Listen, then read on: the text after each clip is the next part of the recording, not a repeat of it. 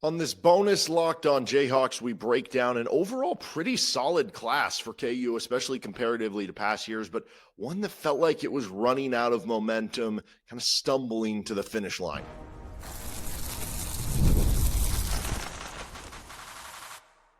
You are Locked On Jayhawks, your daily podcast on the Kansas Jayhawks. Part of the Locked On Podcast Network, your team every day. What's going on? Derek Johnson here. This is Locked On Jayhawks. Thanks for joining us on this bonus episode of the show where we're going to be breaking down the class of 2026. We'll get into overall thoughts on the class, how it compares to past classes under Leipold and under past coaches at KU. And then we'll get into a little bit of my guys, the guys that I'm super into, that I'm expecting big things from. Obviously, you have high hopes for all these players, but the guys that you're willing to be backed up in a corner and be like, everybody's got to have your guy, basically, right? Okay, so on today's episode, let's get started with that class of 2026. Right now for KU, they wind up signing 16 players in the class, and it's actually a pretty solid class. It just feels like one that is kind of a what if, is kind of a what could have been for Lance Leipold and KU, because it ends up, again, like if I'm viewing this from a standpoint of the percentage of the recruits, right? Because the 16 commits, that's right. When you look at the Turner Gill days, they're bringing in 24 and 32. When you bring in the Charlie Weiss days, it's 25, 37, 30. The David Beatty days, 26, 20, and on and on and on. Like the number of commits that you're bringing in under the past coaches is obviously way more than what you're bringing in now because of the transfer portal, and that kind of, supplants it. So it's hard to look at it from the standpoint of saying just from a counting perspective, but if we're looking at it by the quality of the 16 they're bringing in, 50% of the recruits KU is bringing in are top 1,000 recruits on the 24/7 composite. And that 50% ratio of top 1,000 recruits on the composite is actually the third highest number that a KU recruiting class, which the 24/7 composite goes back to 2010. So it's the third best recruiting class that KU has ever brought in since 24/7 Sports has been tracking this stuff. So actually that sounds really good. Now, 2025 by that number is actually first, oddly enough. 2024 was second and 2023 is third. So again, okay, you're consistently stacking more talent comparatively to past Kansas years, right? And another way of looking at this, not every class is the same, right? So if we look at it from a standard grade of 0.8600 or higher on the 24/7 Sports composite, this one has 15 of the 16 in that range of 0.8600 or higher on the composite score. That would mean almost 94% of their commits this year are in that range. That's actually the best number they've ever had in the 24/7 Sports era. Last year was the third best. The year before was the second best. The year before was the fourth best, right?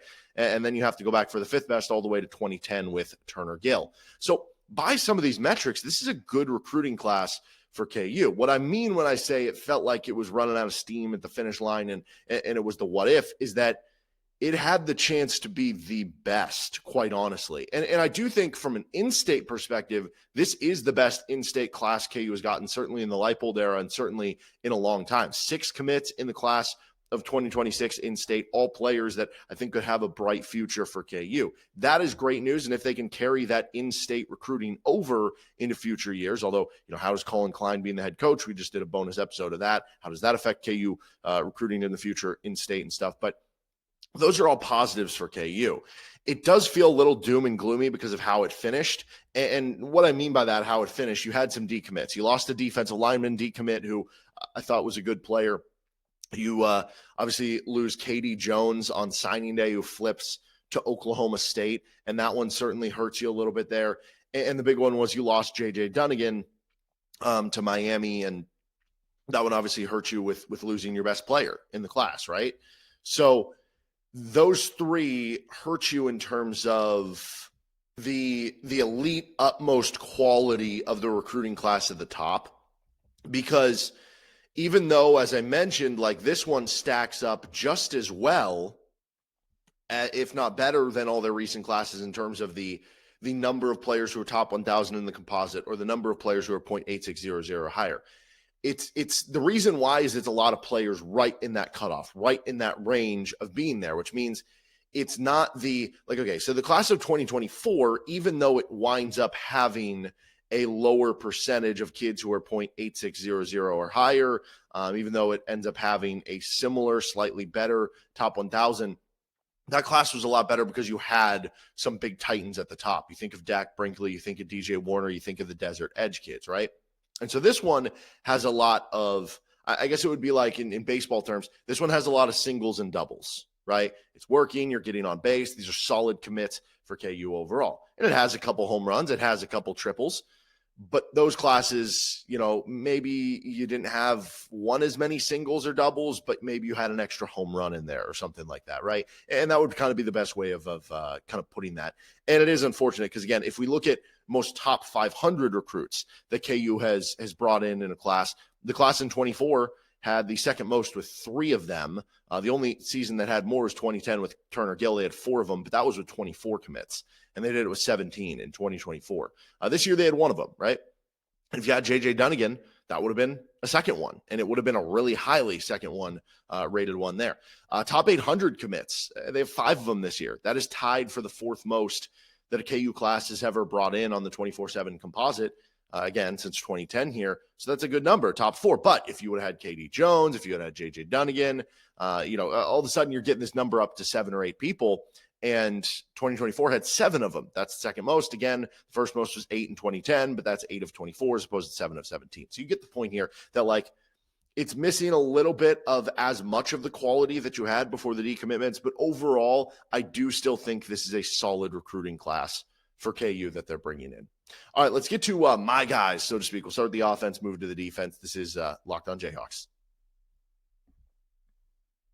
Today's episode of the show is brought to you by Omaha Steaks. The holidays always feel a little easier when you already know what the perfect gift is. And Omaha Steaks just makes it too simple. Whether you're treating yourself this season or sending something memorable to family and friends, Omaha Steaks delivers handcrafted perfection right to your door. And this week is the best time to jump in because the cyber sale is here and deals are huge. The quality is exactly what you hope for. It's incredibly tender steaks, rich flavor, and meals that make hosting or weeknight cooking even easier. Save big on unforgettable gifts with Omaha Steaks. Visit omahasteaks.com for 50% off site-wide and an extra 20% off select favorites during the cyber sale. And for an additional $35 off, use promo code COLLEGE at checkout. That is omahasteaks.com, promo code COLLEGE. Terms apply. See site for details. Thanks for joining us on Locked On Jayhawks, a little bonus episode breaking down the class of 26. Okay, so I think everybody needs to have a guy or two, right, in a class. I think it just kind of makes it fun, stake your claim that I think this dude's going to be good, or I'm buying into this. And obviously it becomes fun. You can, oh man, I was a big, Tyreek Starks guy, a quarterback, several years ago, and fun in a weird way. But let's start with the offense here. Who are my guys? Who are guys that I would be, if you told me this dude's going to become an all Big 12 player, you told me this dude is going to make a big impact for KU, who's somebody that I feel like the odds of that would be increased or that I would be willing to go to battle for? And my only rule with this is you can't pick a 4 or 5 star. I mean, the 5-star thing doesn't really apply for KU in football, but you can't pick a 4-star because that's obviously everyone's guy. If KU gets a 4-star, usually they're getting somewhere between 1 or 2 4-stars. Obviously they're going to be expected to be good. They're one of the best, recruits in your class. So that's my only rule. You can't take one of those. I would start here. I know KU lost KD Jones. I don't want this to come across as sour grapes, whatever. They didn't need KD Jones. No, I think KD Jones would have been a great addition for KU. But I will say this. I do think KU is still good at the running back position or set at the running back position because I am really high on Kory Amachree. Kory Amachree is the commit from the state of Michigan. KU had to fend off Michigan State and some other schools to be able to land him. And I think this dude is going to be really good. I look at his game and I see a bit of a power back that has a good flexibility of speed. And I like Amachree so much that I'm not quite willing to go out there and say he's going to do what Devin Neal did, which was just in terms of as a freshman. What Devin Neal did as a freshman was he was starting by, week 3 or something like that. And then Velton Gardner transferred away. I'm not saying it's going to be that level, but could he get some real reps as a true freshman? That would not shock me. Now, the problem right now to doing that I think right now it's easier to say that on paper because you just lost Johnny Thompson to transfer away. It's like, okay, you have a lot of young running backs in the room. There's going to be playing time available there. Realistically, they might add somebody, maybe two, who knows, in the transfer portal. And so that makes that a little bit more difficult. But I just think this dude has the goods. I really like his running style. I like his game. I like his pedigree in a football family. I really would stake my claim that Amachree can be one of those guys for KU at the running back position. And then my honorable mention one, just to throw somebody else out there, is Corbin Glasco. This dude is fast. Like, he will come in and probably going to be the fastest guy on KU next year, because this past year it was Emmanuel Henderson. He graduates. I think Glasgow is going to, and Glasgow might be even faster than Henderson. So he's going to come in and be the fastest player. He'll be a true freshman. He's a little lower rated on I think he's an 87 graded 3-star, which is still a solid number, but comparatively to the KU class, it's on the back half. I wouldn't be surprised if, in the same way, like Tate Nagy he was on the back half of the rankings for KU, and he ended up having a big role as a freshman for Kansas, right? Being the punt returner. I would not be surprised if Corbin Glasco, because of how fast he is, has some sort of role for this team, right? That could just be specific packages where he's getting a receiver screen or running deep. That could be on special teams. It would not shock me at all if he has like kind of a minor role as a freshman on the KU offense. And then I think in general, because of his speed, he's going to be somebody who, I don't know, it'll be interesting to see how they use him. Like, do they use him like an Emmanuel Henderson down the road where he's kind of an outside receiver? Do they use him more like a Trevor Wilson, which is on special teams and in the slot as kind of a deep slot guy? Do they use him in the vein of like DeAnthony Thomas, right, that we saw at Oregon, where he is getting special teams, he's getting jet sweeps, he's getting runs in the backfield even a little bit, just to give you a home run threat back there, some catches on the outside? I'm kind of hoping that's the case of we get to see this kid like maximized in a lot of different ways. But yeah, I love the speed. I don't know how you couldn't. All right, let's get to our guys on the defensive end of the ball. This is Locked On Jayhawks. Today's episode of the show is brought to you by FanDuel Sportsbook.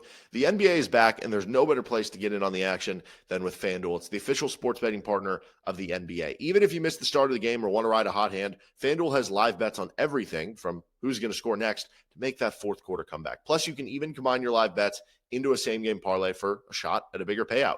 Keeps every game exciting, especially when your team's making that late push. And this weekend is going to be super fun over on FanDuel because you got the college football championship games, NFL season kind of winding down to the end of the regular season. You still got hockey, NBA going on. College basketball's got some really good games. Friday night, you get Gonzaga and Kentucky. Sunday, obviously, you get Kansas and Missouri, and everything in between on a loaded college basketball Saturday slate. So right now, FanDuel is giving new customers $300 in bonus bets when your first $5 bet wins. Head over to FanDuel.com, sign up, and play your game with FanDuel, the official sports betting partner of the NBA and the Locked On Podcast Network. Thanks again for joining us on this bonus episode breaking down the KU class of 2026. All right, who are my guys on the defensive end of the ball? We'll give an honorable mention first, actually, in this one, and that'll go to Joseph Credit. Joseph Credit, I don't think is getting enough credit. Again, 86 rated 3-star. To me, I don't know. I see some of the production and some of the highlights, and I'm like, maybe this dude should be like an 88 or an 89. He's from the Texas area, was recruited by like a lot of schools. There's a lot of competition for KU. Just kind of a quick enough linebacker with hard-nosed skills, I guess would be the best way of putting it. And it's interesting because I feel like KU has recruited linebacker well. We haven't really seen the fruits of the labor yet because the best linebackers, like this year, Bengali Kamara had peaks and valleys, but you had some good peaks. Trey Lathan was awesome for KU this year. Those were transfer additions, And you think back like other KU linebacker, like Rich Miller was a transfer addition. We've yet to see it really like homegrown. It feels like we're getting there. It feels like we're getting there with the way that they've been able to stack up some freshman recruits. And this year, I mean, you're going to have John Kamara in 2026, who could be in for a huge season as a breakout candidate.